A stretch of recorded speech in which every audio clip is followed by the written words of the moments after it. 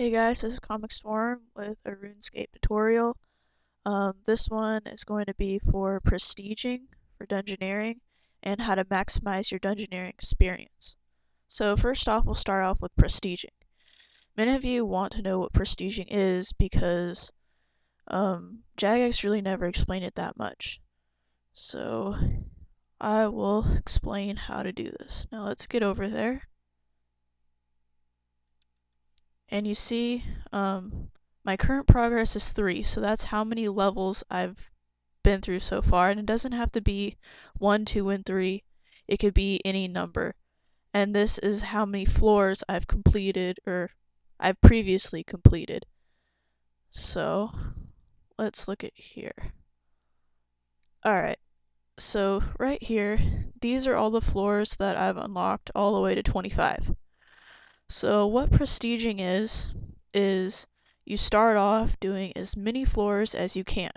So it could be in any order you want, well for me it would be as long as I have all 25 floors done. Then I reset my experience, but only until I have the maximum amount of floors completed, because it will give you more experience. And also, I'd like to note that I've done floors 1, 2, and 3 so far.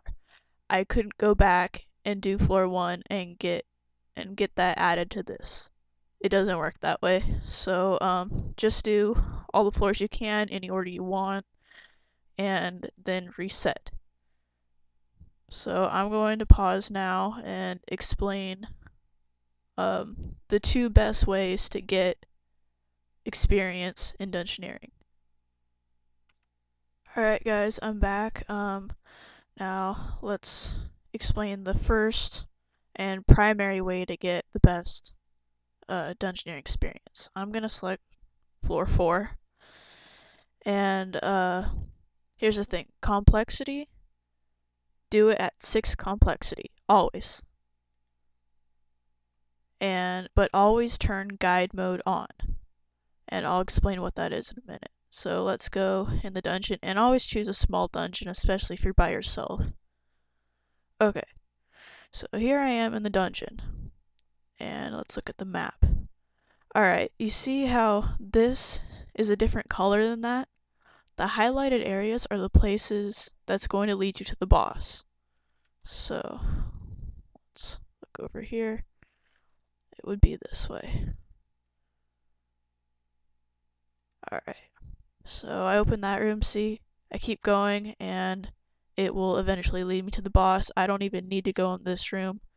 Guide mode, even though it takes a few experience away, it's not that big a deal. It'll actually help you go through the dungeons faster, makes up for itself.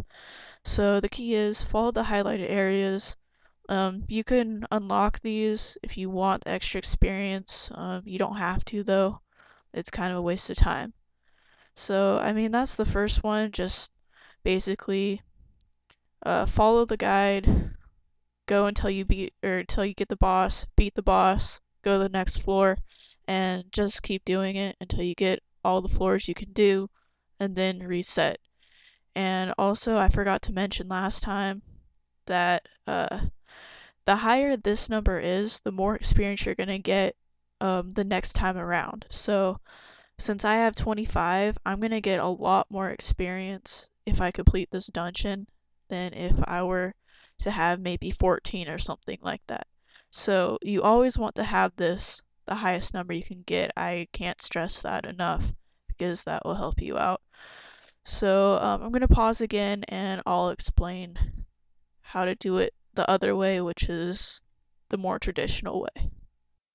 Alright guys, I'm back again, and I forgot to mention something, that doing dungeoneering in teams really helps your experience a lot, but sometimes you just can't do it because people tend to log out a lot.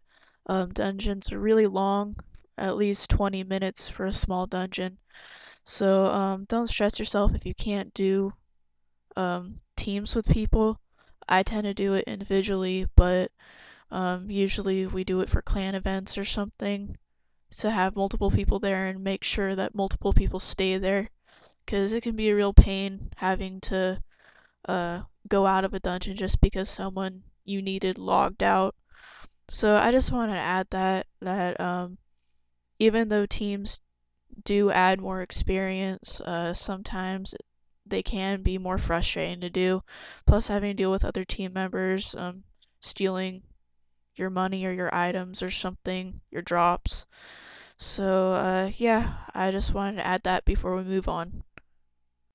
Alright, guys, I'm back in for the third time, and here's how to do it the more traditional way, which this really doesn't need a guide for it or anything, but it's just a side note.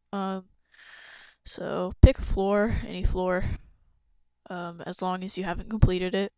Go complexity 6, which that basically means you use more skills in it and everything. Don't press guide mode and just go in to a small dungeon. Now we'll look at the map and you'll note that they all look about the same. So this is basically finding your own way in your dungeon. Just normal dungeoneering. Find your way to the boss, kill it, make it to the next floor, and just keep going. And then again, prestige, which is reset. I mean, that's pretty much it. It's fairly simple once you get the hang of it. I mean, there's really not much more to it. It's just Jagex didn't explain it really, at least in my opinion, not at all. So I want to make this guide just to explain it a little bit clearer. So remember, for a quick way by yourself, choose a floor, 6 complexity, guide mode, do all floors, reset, do it the same again, and then reset. Or just choose a floor, complexity 6, no guide mode, go through it, do all the floors you can, and then reset. And also I'd like to note that I've had some friends that have been complaining that they have keys, but there's no doors to unlock them. There will always be a door that you can go through no matter what, like unless you're in a team and someone else leaves and you need their skill, then you have to leave. But if you're by yourself especially, there will always be a door that you can go to, whether it's a guardian door, a regular one that needs a skill to go through, or another key. You just have to look around and try to find out. Look on your map and try to find the question marks. Like once you get to a floor like here, that's surrounded by question marks, at least one of these doors you can go through at all times. So yeah, good luck in your dungeoneering, and I hope this guide helped. See you later.